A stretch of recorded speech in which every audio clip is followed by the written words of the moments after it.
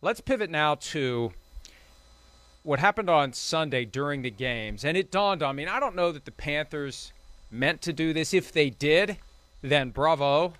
They have found a new place to dump bad news. And it's not Friday at 5 o'clock. It is during the wave of games that get played every Sunday during the NFL season. So the Sunday of your bye week, you're off. There's a bunch of games being played. You fire your offensive coordinator. You announce it at 20 minutes after 1 o'clock Eastern.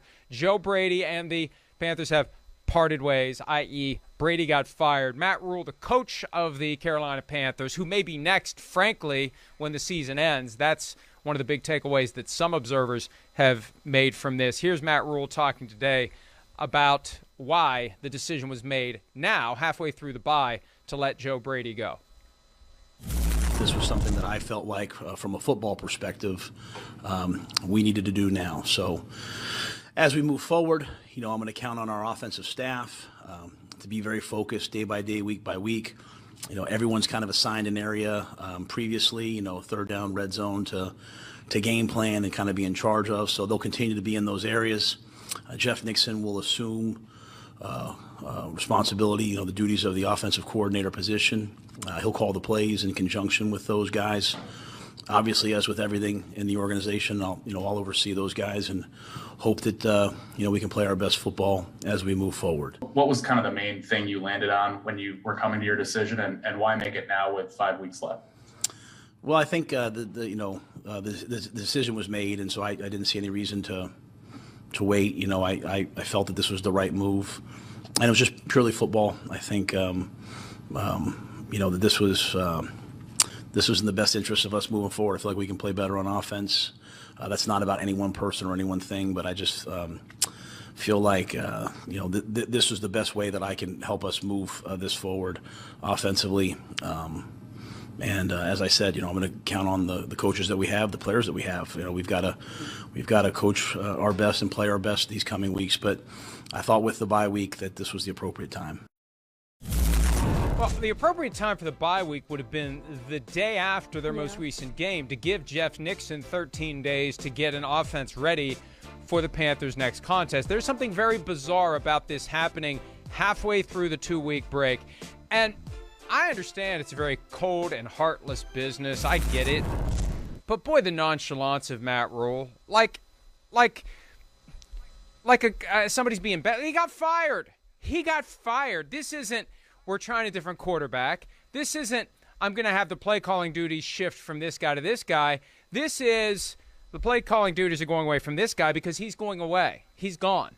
A guy that was one of my original hires fewer than 2 years ago. On my way through the door, I have fired him after a season and a half. And it really just makes you wonder, what's the story behind the story? Was there an issue with Joe Brady and Cam Newton? Remember when they embraced Cam Newton? I said, look, this is less about teaching Cam Newton Joe Brady's offense and more about adapting Joe Brady's offense to Cam Newton. And maybe Joe Brady was just never all in with Cam Newton, right? I don't know. But there's got to be a story, Charean, because it doesn't happen in the midpoint of your 2-week window between games when you're on a bye. Well, it does. It did. But it's weird.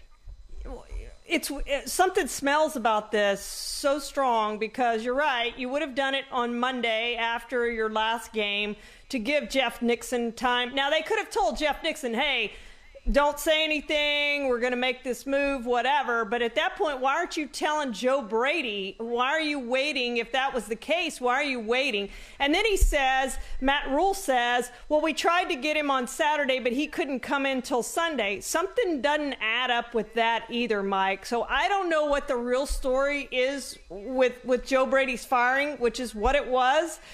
You think about how good Joe Brady was with Joe Burrow. Great quarterback makes you a really good play caller. Since then, he's had Teddy Bridgewater, he's had Sam Darnold, and now Cam Newton. And who knows if he was all in on Cam Newton or not, whatever the case may be. But he's fired, and he gets an opportunity now to go somewhere else. I still think he can be not only a great coordinator, I think Joe Brady can be a great head coach, and I think he's destined for that.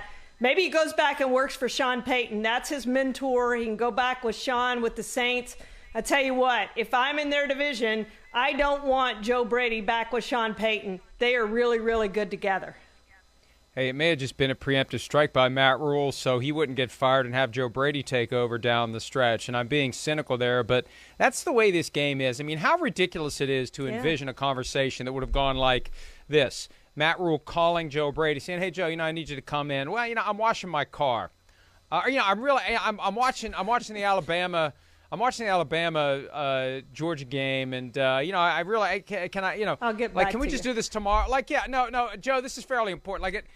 Look, I don't know what day between last Sunday and this most recent Sunday they decided that they were going to fire Joe Brady, but my guess is at some point it was made late enough in the week that they just decided to kick the can to Sunday, and somebody had the bright idea that we will have minimal focus, minimal frenzy, minimal hysteria if we announce it during the games. It's brilliant.